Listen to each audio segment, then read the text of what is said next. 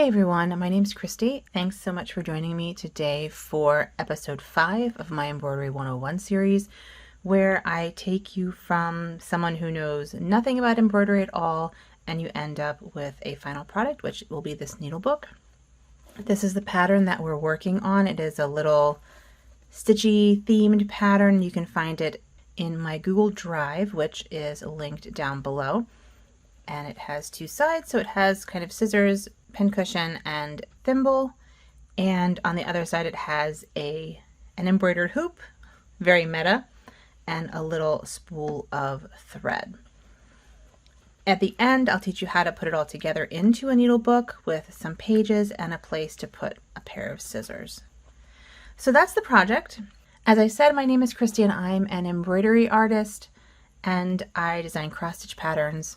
I get a lot of questions about surface embroidery on my channel and in my cross-stitch videos, and so I thought I would just do a fun little embroidery class series just to, I don't know, spread the love of freehand surface embroidery. Today what we're going to work on is the stem stitch or the outline stitch, depending on which way you go, and I'll talk about the differences between them in a moment. And that is this red line around the tomato, as well as the stems here on the other side. And then at the end, I'm going to just show you the simplest stitch, which is the straight stitch, which is going to be our pins and our needle on this side. So let's get started. As per usual, I'm starting with an away knot. And for this stitch, you start at the beginning of your pattern. You come up, and I tend to do this stitch sideways. So this stitch is very similar to the split stitch which we worked on last week, where you went down through the fabric, came up in and split the stitch, and then went back down again. But for this one, what we're doing is we're going down, and before we pull it tight, we come up in the middle. And so in the split stitch, we would have pulled it tight and then come up through the middle and split it. With the stem stitch, you are keeping the loop down at the bottom, coming up, and coming above the stitch. And then you go a stitch away, and you have your little loop at the bottom. You come up through the hole that you went down last time, and you pull it tight,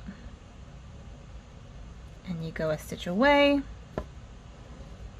come up through the hole you went down last time, and pull it tight. So essentially what you're doing is kind of, I don't know if you can see that, but it is very like barber pole, like it's sort of twisted looking. And if you look at the back, you have a very nice back stitch. So then you just keep doing that for the rest of the line. And this, as I've mentioned before, is actually my favorite stitch. This is my go-to stitch. It's my go-to outline stitch. It is my go-to filling in stitch. If you've ever seen any of my medieval manuscript, like illumination reproductions, I'll post some pictures here. Almost all of those are filled in with the stem stitch. It's just really versatile. It makes a really clean line, and I really like it. It's also a quick stitch, and I'll show you how to make it really quick on this line here. But for now, the basics are one stitch away, up through the hole you went through before, and pull it tight. This is also really good for curves, which is why I have two curves here, and I'll show you how to do those.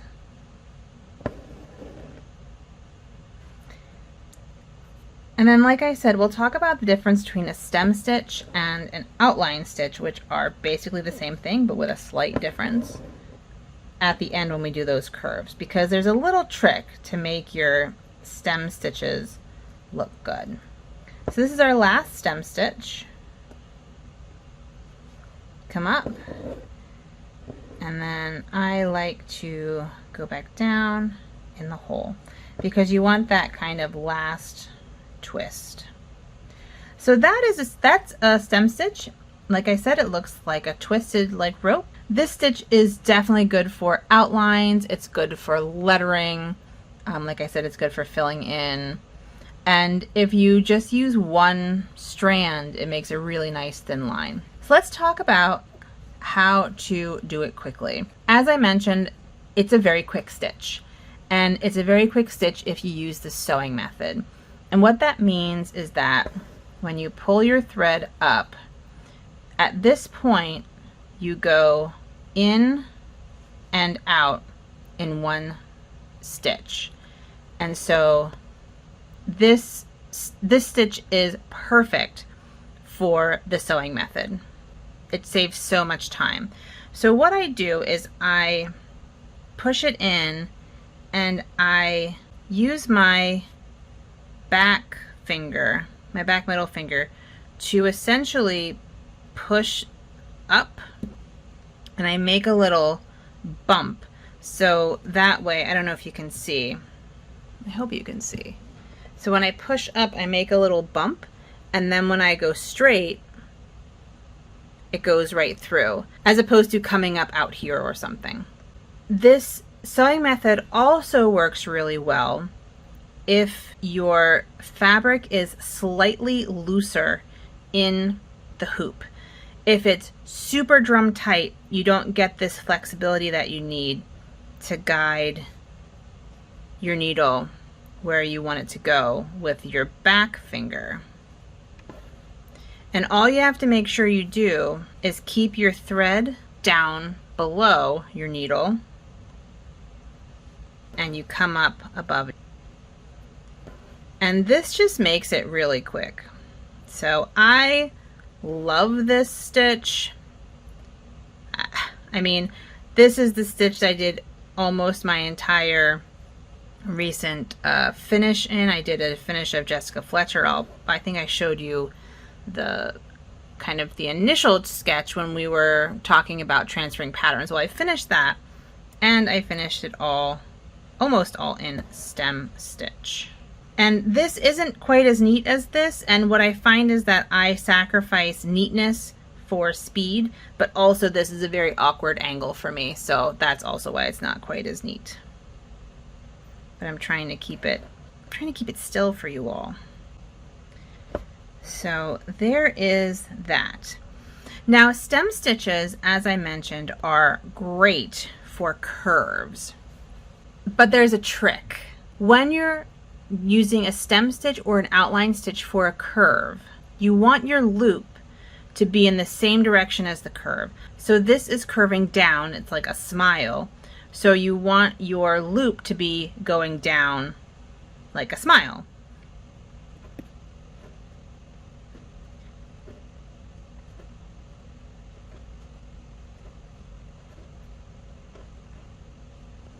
And it makes a really nice curve. So when you're doing a curve, you want your loop to go in the same direction as the curve. So this is curving down and up. You want your loop to curve down and up. Let's talk about the outline stitch. The outline stitch is the opposite of the stem stitch. So with the stem stitch, your loop is going down. With the outline stitch, your loop is going up. And because this curve goes up, you want your curve to go up as well. So you just make sure that your curved loop is going above your needle. And that is a outline stitch. In many cases, you'll be stitching something that has curves up and down. So if you do a letter, you might have curves, you know, making S curves or something like that. And if you're using the stem stitch or the outline stitch, what I do is I choose the way that curves the most. And if it seems like the curves are pretty even, like if there's an even number of curves, then I choose the tighter curve and I use that stitch the whole time. What you don't want to do is stitch back and forth in the different stitches, the stem stitch and the outline stitch. Because what that will do is it will have a weird, like it changes the direction of the twist that you see, and it just looks odd. So here we have a stem stitch and an outline stitch. So the stem stitch, the loop is below your needle, and an outline stitch, the loop is above your needle, but it's essentially the same exact stitch. What it just does is it makes your twist go the opposite direction. So let's put this away and we will start working on the tomato. So we're doing the tomato pincushion in red because it's a tomato pincushion, and I prefer the stem stitch to the outline stitch. I find that in general, my thread prefers to loop underneath the curve. So I'm going to start over here because you're going back on yourself, and so you are going left to right when you're stitching as opposed to right to left. Even though you're kind of sewing right to left, you're stitching left to right. It's kind of like it's kind of like the back stitch, but in dance terms, it's the moonwalk. Now, if you look at the pattern, the stem stitch is the solid line. You can see it there, and you can see it here. That's the solid line. There are other solid lines. These are the straight stitches that we're going to do, which are in the leaves and also the needle. But for the stem stitch, it is this curved line around the outside of the tomato. It is also the stem of the tomato. That's going to be a green stem stitch. So I'm going to start with an away knot, and I'm going to do my away knot over here.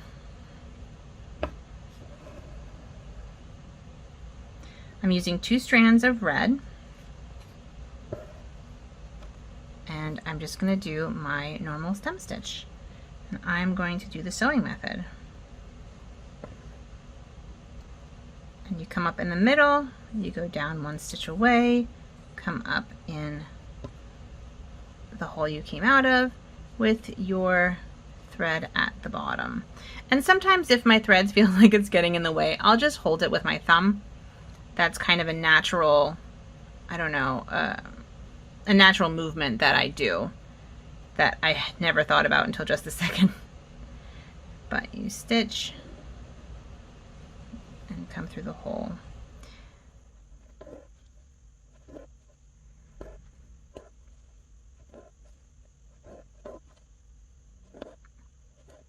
Just a little trick. Right at this point, I want it to have a, I don't know, like a sharp point, right? So you're coming up and then you're coming back down.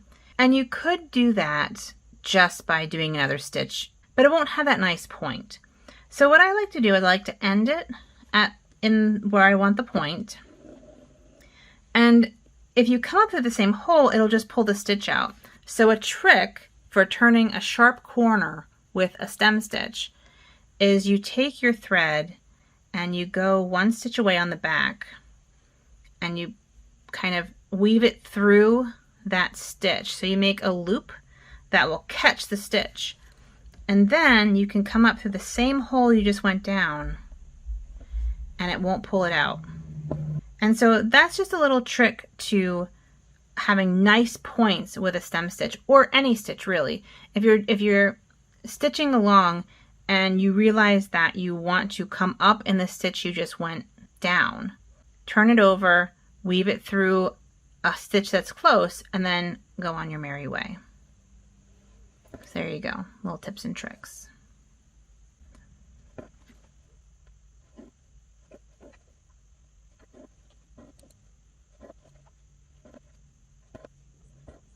And as I mentioned, when you're done, you go through the hole, you go through your final hole again, so you have the nice twist, and you end up with a nice little curved line that looks like a little nice twisty line.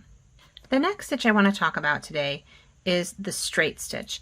And I'm not even going to bring out my stitch sample that I've been working on and showing you the initial stitches, because all it is just one stitch, a slightly longer stitch. So I still have the red on my needle, so I'm going to work on these stitches inside the tomato that kind of fill in the tomato a little bit. It gives the tomato a little bit of more, I don't know, heft, chunk, whatever you want to call it. That's what I want to work on. And as I said, a straight stitch is just a stitch. So here we are at the beginning of this line here, and you just do a stitch, one stitch. I tend to plan out my stitches if I'm going to travel. So in this case, I have another stitch option right here. And then I have this stitch here. So I sort of plan out my stitching. I mean, I plan out my stitching in general because I want to make sure I'm not traveling too far with any one stitch, especially on light fabric like this. I do try to kind of plan my meandering, plan my route, let's say, to have the least number of jumps and the shortest jumps possible. So I think that's all for this thread. The straight stitches are, as I mentioned, these red lines in the tomato and also these gray lines for the needles. So I will finish those up, and this is what it should look like at the end. Thank you so much for joining me today. I hope that this was helpful for you in learning the differences between the stem stitch and the outline stitch, as well as the really super simple straight stitch. You can find the rest of the playlist on my channel if you're interested in learning the other stitches that we've done so far. And next time we will do the lazy daisy and the dreaded French knot. So I hope to see you then. Thank you so much for joining me. Please take good care of yourselves and have a good one. Bye.